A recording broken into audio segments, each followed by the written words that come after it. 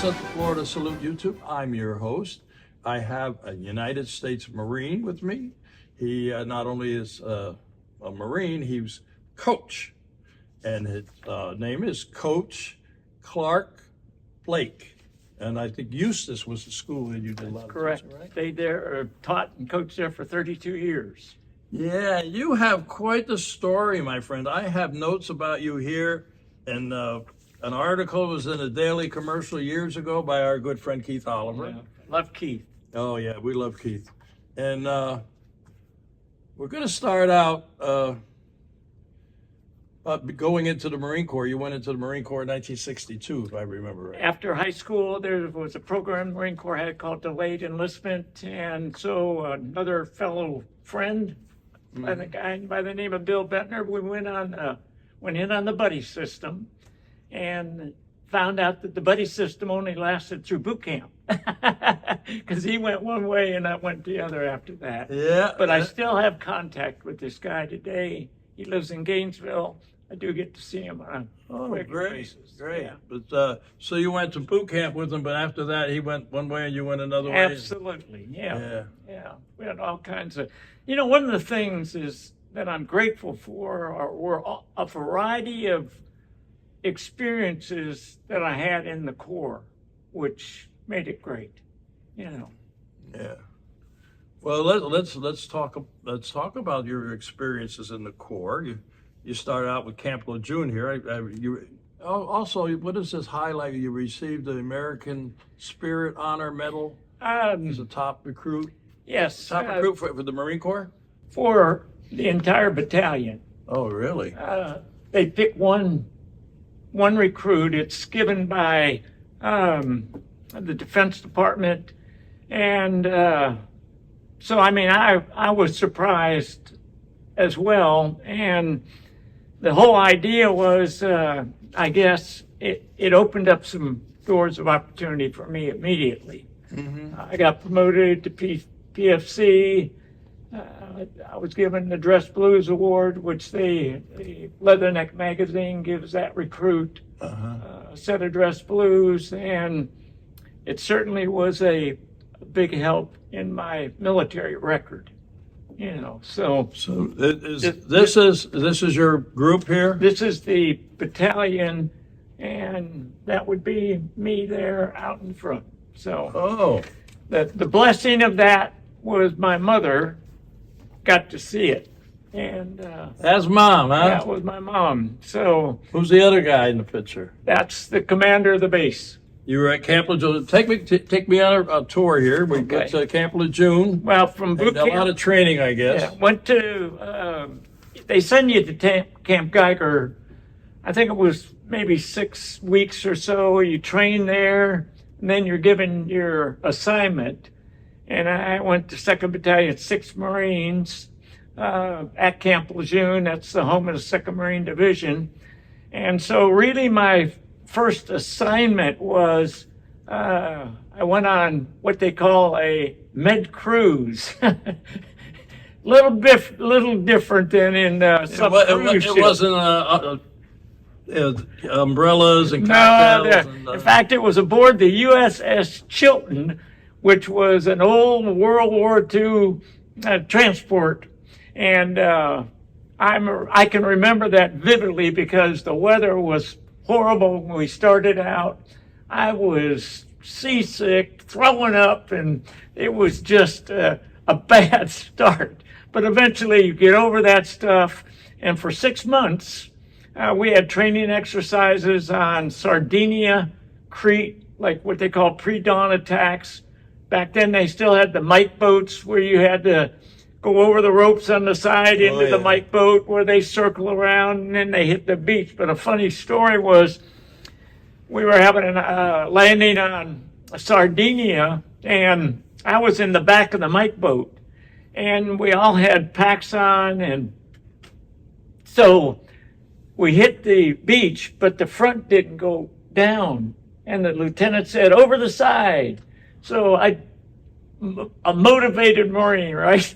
I jumped. You didn't use the rope? I jumped over the side, and man, I went to the bottom. I was like a drenched rat, just a part of the stuff. You know, it all happens to everybody at one point in time. Not me. But it was all good, you Yeah, know, yeah. for that 6 month period. I got to see places that I would never been able to ever see. Italy, Greece, Turkey. Went to actually had a tour of Rome and saw the Pope, and it Wow. just great things throughout the Liberty part of it, and that was a good experience. Yeah. So when you were in Camp Lejeune, you showed me a picture there. You had you played football. Yes, the Marine Corps had two what they called base teams. You had to try out. Most of the players that played on those teams were officers that had played 4 years of college football. So they'd played, when they would introduce starting lineups, it would be from the University of Michigan, from North Carolina. You know, it was big name schools. And I just was, you know, I was an enlisted guy, and there were other enlisted guys, but I was fortunate enough to make the team, and that's all you did. But the training was tough. You had to make sure you were doing your job, but the experience was great. We had an opportunity to play some small colleges like Elon College, North Carolina, A&T. We played a lot of military bases like Fort Benning, and there were some great athletes that you did come in contact with in that process. Yeah, you did. You mentioned a few. Yeah, Tell me again. actually, the tight end on our team was Ken Norton, who became a world heavyweight boxer. This guy was a physical specimen, 6'4", probably 215. Must have had his body fat must have been very, very small because he was a physical specimen.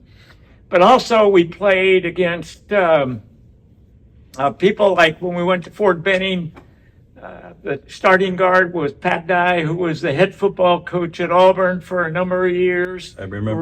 Great player, great coach. And you know, you just had an opportunity to be around these guys. The quarterback was Dave Surratt, who played at Syracuse, who was the quarterback with Jim Brown. So these were experiences that, Yeah. you know, as a kid, I mean, I was You thrilled. dream about. Yeah, Yeah. right. And all that experience. So let's show the folks that picture of you. Now this is an athlete, folks. Oh. This is what a football player. It's football. There he is. Yeah. Now, did you forget your helmet there, or did you have one? I did have one, and it did have a face mask. Oh, you did? Because you were sure when you played without a face mask. Was it a leather helmet you played with? No, I think it was plastic. Yeah, But you know, I played. I only played 2 years, and actually I quit in the second year. I got into an argument with the coach. But I sometimes, in retrospect, I wish I had kept going. But he had his idea of what we should do, and I didn't like.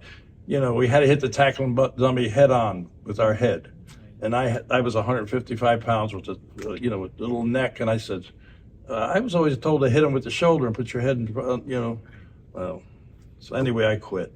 But we had plastic helmets as a freshman and JV, and then the varsity. They got face masks. So then we got their helmets, with they're good helmets, but they didn't have, that's why I have such a pretty nose. But anyway, this is about you, not me. So let's. But it was a great experience for those 3 years, and I had to earn my way. I started out as I knew I wasn't going to get to play much in the beginning, and so I started place kicking, and I kicked with a Marine Corps boot. That's how I kicked extra points and field goals, and I got good at that. And then I got bigger, stronger, and faster, and my weight got up to over 200 and became a running back and a cornerback. And at the end of that 3 years, I wrote a number of small colleges hoping that they would look at game film. And I must have written maybe 10 different letters. And I got one response from Coach Dixie White, who is the head coach at Northeast Louisiana State College in Monroe, Louisiana. And I said, I have game film. He got recommendations from the coach at Quantico and from Camp Lejeune. And after they evaluated the game film, they said, we'll give you a full football scholarship to come and play after you get out. After your After tour. my tour. And you were up for 4 years, right? And up for 4 years, but then at the end of that 4 years, I was ready to go. The Marine Corps extended all NCOs at that time for an additional year of service, and you knew you were going to Vietnam. That was the reason. Yeah. They lacked NCOs during that time period. Yeah, yeah. But there was something else in here that you graduated with honors, a secondary education, master's degree in administration and supervision. So you did go to a small college. Right. Actually, the story behind that is, I'll tell you kind of a workup story, if that's okay. You know, Sure, show, brother. When I went to Vietnam, they sent the group I was with, we anchored off the coast on the China Sea, and they gave orders to all the men that were there. There were only 2 orders given to go to recon teams. I was one, another guy was another. So I was assigned to 3rd Reconnaissance Battalion, 3rd Marine Division. Mm-hmm. And as a result of that, my first experience of in-country was they took me on a patrol. These are small units, 10 men, 2 helicopters, insert you 15 to 20 miles out, gone 4 or 5 days at a time, no resupply, no tents. You had to tough it out. Yeah. And they had particular recon zones that they placed you in, and basically my job became that of, we would track the enemy. Where are they bringing supplies in? And if you would see VC coming down the trail, my job was to call a fire mission from an artillery battery in on them. We didn't want to be detected. Yeah, if right. we could help it. Yeah. You know, so as that time progressed, in 1966, I'd been in country about 6 months, and we were on patrol, been out for the 3rd day, and we were getting low on water, and I was going to send 2 guys. There were 10 of us on that patrol. I was going to send 2 guys down because we knew where our water source was, get the canteens filled. I took 2 steps, felt a wire go across my leg, and knew I hit a booby trap.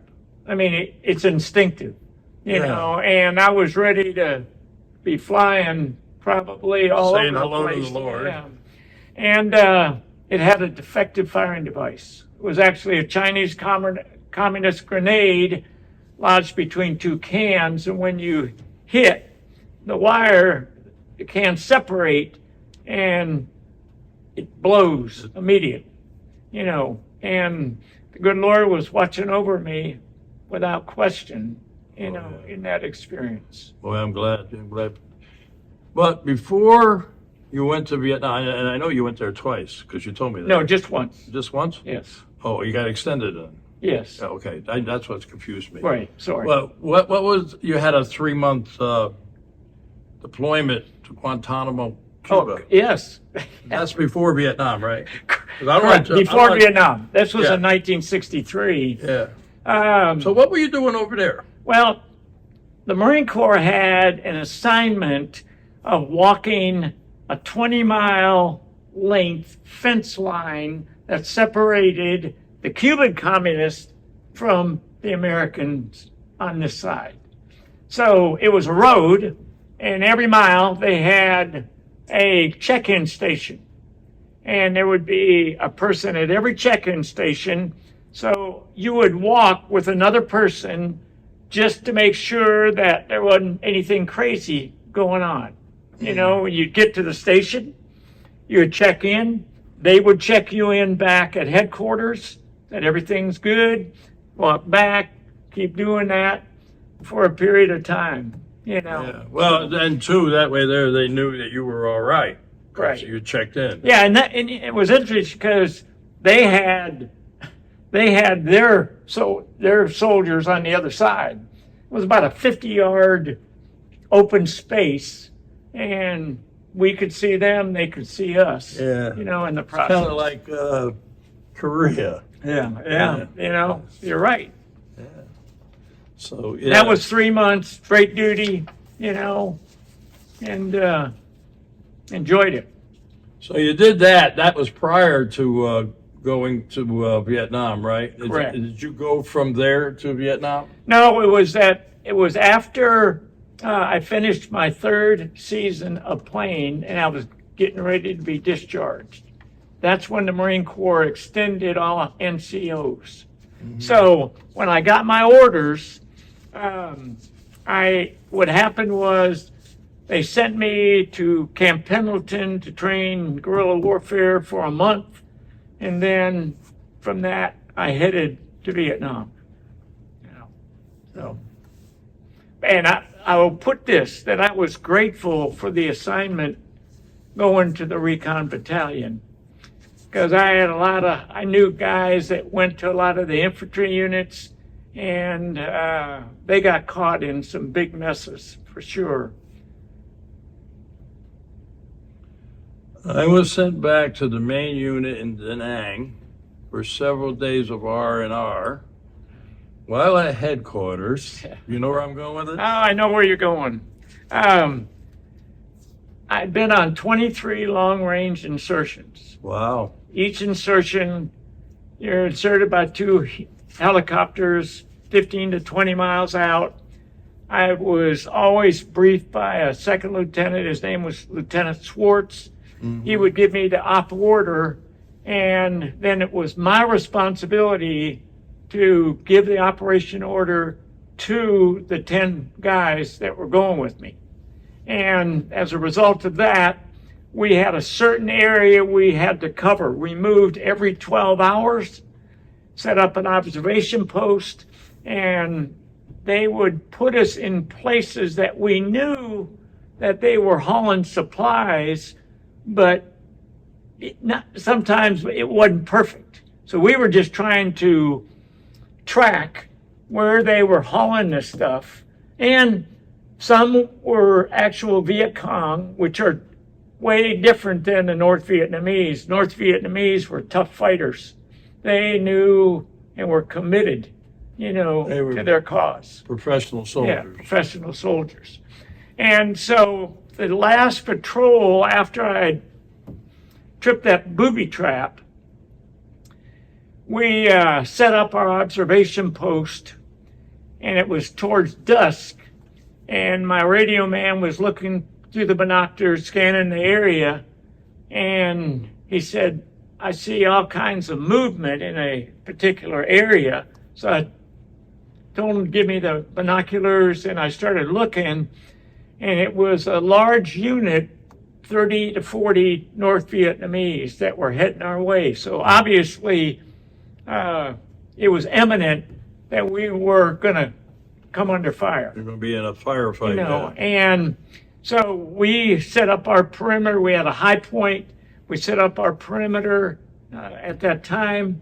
And as the attack came, we all got low on ammunition, but we had the help of Puff the Magic Dragon, and which dropped flares, which illuminated the area for us to help us see the North Vietnamese as they were coming up. They had to come up. We had the high ground, which was a big advantage. Oh, yeah. And also, it got really close, and I had to call in a fire mission, and we were in gun target line. That means from where the artillery battery was firing, our position, the rounds had to go over our heads within 200 meters of our position.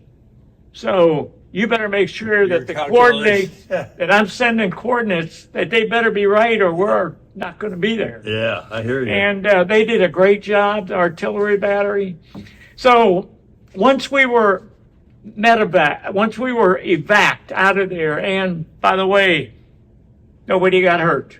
We were amazed at nobody. So what happened to the enemy? They hightailed it back? They retreated because of the bombing that took place there, and with the artillery battery finally drove them back, and they retreated. Yeah. So they had Puff the Magic Dragon, right? Yeah, right. Yeah. Puff the Magic Dragon helped. But even after we were evacuated, jets came over there and dropped 250-pound bombs all over and saturated that area.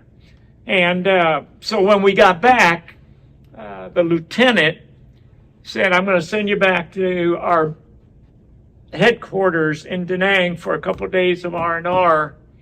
And so while I was there, I was sitting on an outdoor john, a fine establishment. It was a 6-holer, which is like way uptown. Yeah, that's uptown, brother. A 6-holer. So as I was sitting there, I was looking down, and on the ground was a piece of paper. I just reached down and picked it up and started reading. It was actually a Marine Corps order. And that order said that if you had your papers submitted to go to college by such and such a date, you would be discharged. Now, I know I read that 3 or 4 times. I didn't want to make any mistakes. And I could feel the energy. I did the Toyota kick off of the 6-holer, went into the first sergeant, and I said, First Sergeant, this order says I can go home. And he looked at me and said, listen, we're shorthanded. You're not going anywhere. And I said, without any disrespect, First Sergeant, I want a request mass to speak to the captain. So I went into the captain, gave him the order. He got my records out, and sure enough, I was going home. So within a very short period of time, I was on a Braniff International commercial jet, flew to Okinawa, was there for a week, then flew to Travis Air Force Base in San Francisco. I know that route. Was there a week and discharged on a Friday. I got on a plane, flew from San Francisco to Fort Lauderdale. My parents picked me up at the airport. On Monday of that next week, I was on another plane headed to Northeast Louisiana State College for do-a-day practices. So, believe me. So you played for them? I played 4 years. In championships? No, we did not. Oh. But I'll tell you who we played against. Right up the road at Louisiana Tech was Terry Bradshaw. Oh, yeah. And we did beat him my first year there when I was a freshman. You know. Hear that, Terry? So to see him in television the way he is, and what a career he had, and he's playing for the Steelers, but he was a great athlete. We also had a situation there that my sophomore year, we got the first black player to play any college football in the entire state of Louisiana. This is 1966. All right. It's right around the time of the Civil War. And there was all kinds of issues, but this was no ordinary player. His name was Joe Profit.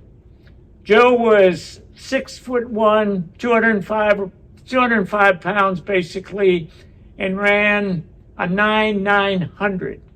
Great speed. Well, Joe, it was a difficult transition because some players gave him a hard time. And I remember the first away game we were going on, Coach White called me in and said, "Clark, I want you to room with Joe." Because he knew I'd been in the military, he knew I'd played with other black players. Oh, yeah. And the military it brings you in with all other people.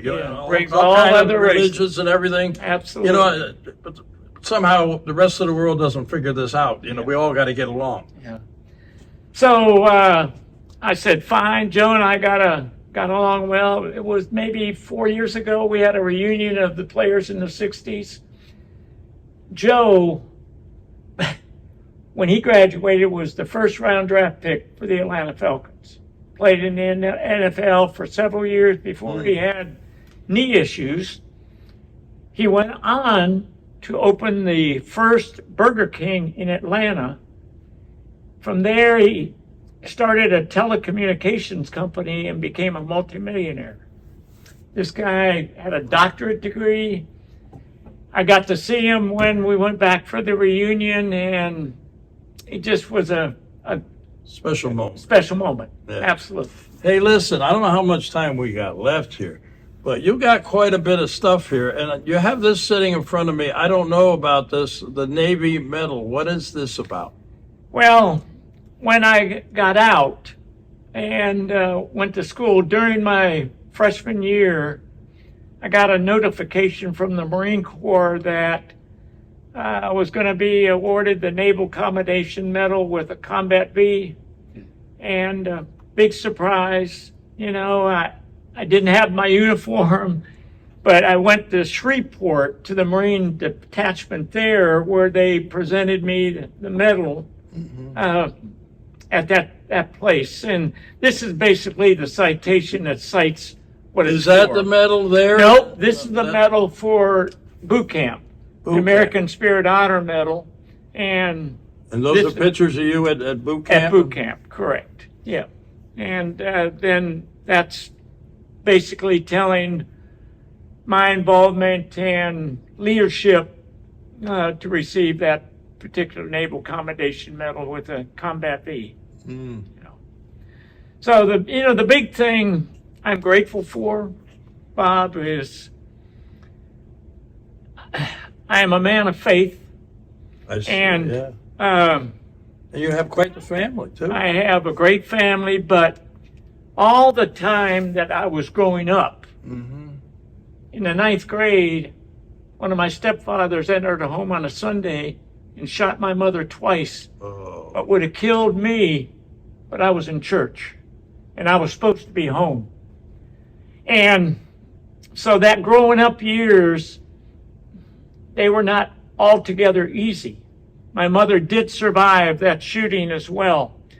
And when I went to school and graduated and got my first job at Eustis High School in 1971, I started coaching football as an assistant coach and coached for over 20 years, was a head coach in 1983, and we won the state championship in 2A football in the entire state of Florida. Yeah, good for you. In Lake County, but it wasn't me, it was those guys and the assistant coaches. They have a thing that, a saying, and I know you being a Marine knows this saying, nobody does anything alone. Yeah, well, that's absolutely true.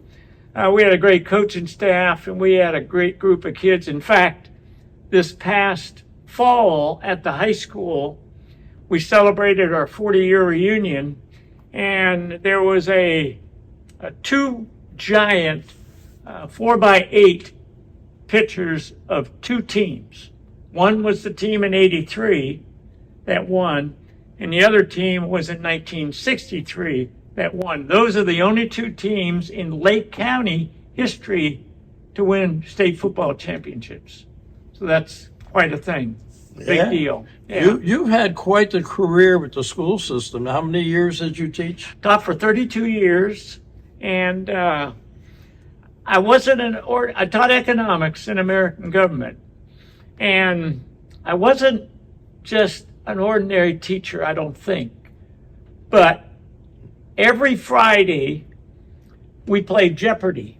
I had a big Jeopardy board, and basically the Jeopardy game, I divided class in two halves, and you could get bonus points for your test, but I dressed up in costumes. I had 15 different costumes that I would dress up in. And I wish we had film of that. yeah, well, I should have brought you the pictures. Yeah. But it was a lot of fun. The kids, basically, it was like a giant review for their test. Yeah. Was the Jeopardy.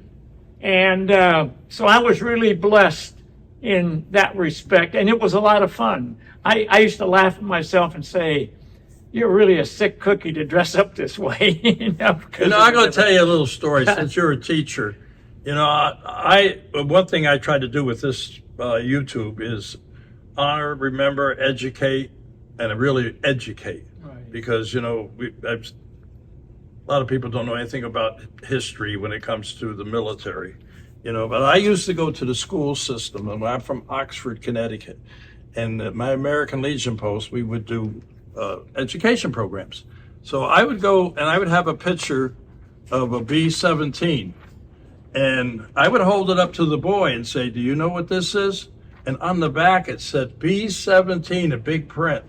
And the boy would go, "I don't know." And I'd go like this, and I'd turn around to the girl and I'd say, "You know what kind of plane that is?" She says, "Oh, that's a B-17.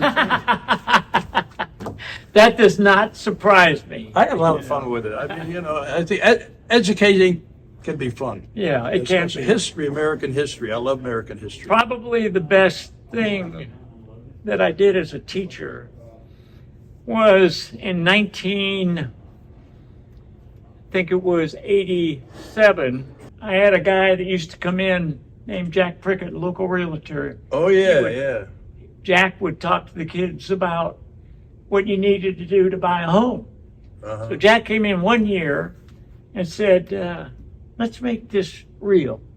Let's actually buy a house, have the kids renovate it, and sell it. First of all, I thought Jack was on drugs, and I'm thinking, how can we do this? Well, Jack was certainly thinking way ahead of me. So what we did was we took the senior class. We had committees working with professional adults that would find a house. We had people in the legal system, there were 50 business professionals that helped these kids out. We found a house. I'd take 100 kids to the job site. The kids would each be assigned like a particular room, outside front, outside back. And we had Tom Hoffmeister was the construction guy overseeing it. And we renovated the house. We had 500 people at the closing for that house. 500. And the kids, it drew national attention. So we did 5 houses. It actually won the national award as one of the 12 best economic projects in the nation from the Freedoms Foundation of Valley Forge. Wow, that's great. But nowadays you see it more and more, like Leesburg High School and all these high schools are doing that. They're working with Habitat for Humanity. Yeah, absolutely, And great stuff. Romac, I guess, is a big part of that too. But where I came from, we had tech schools. Yeah. You didn't really have them down here when I first came, but now they're realizing not everybody wants to be a doctor or a lawyer or a Agreed. scholar. Absolutely. Like me, I never went to college. I had no desire to go to college. I didn't know what I wanted to be when I grow up. I still don't know, but I am what Well, you I am. seem to be doing pretty good. I'm doing all right. And, one of the things I just want to make sure in finishing and closing up here is since I've been retired, I retired in 2003. And 8 years ago, I connected with Hand in Hand Ministries. And so at the gym at our church, I'm the caretaker of the gym. And so I get to work with a group of addiction guys that I've been working with 3 days a week. And they come into the gym. Some like to work out. Some play pickleball in the gym. They play basketball. But how meaningful that's been to me to have a chance to be a small part of that group of people that work. And It's got to be very fulfilling, you know. and the last thing was I get to work with, now we have 8 young men that volunteer to train in advanced fitness from the age of 11 to 16. They're great kids. Blessed to be a part of them. Also, to thank you, to thank all the veterans and the sacrifices they indeed have made over their lifespan to make this country a better place. Without them, we would absolutely be nothing. It's an old saying, it's the veteran, not the politician. Absolutely. But anyway, we're going to have to wrap this up because the Marines have landed over there. Did you see that guy that came in? I know that man. Yeah, that's a high sheriff. So we better wrap this up. But show me those pictures of in that football picture out thing you got in Leatherneck. Was that Leatherneck magazine? These are some of the people that went on to play professional. Is that what it is? Yeah, the article was about the number the Corps has fielded gridiron players. Greatness, yeah. And I mentioned, but so are a lot of other guys. There's some guy in there. I recognize this guy. Barely. He's Yeah. kind of shriveled up now. Well, you're still working out. You're still doing it. You're still in great shape. And but I want to, wait, I got to cut this off because this is. We don't well, we don't want to interrupt that sheriff. I think we're almost an hour, and the high sheriff is over there, and he's got a gun.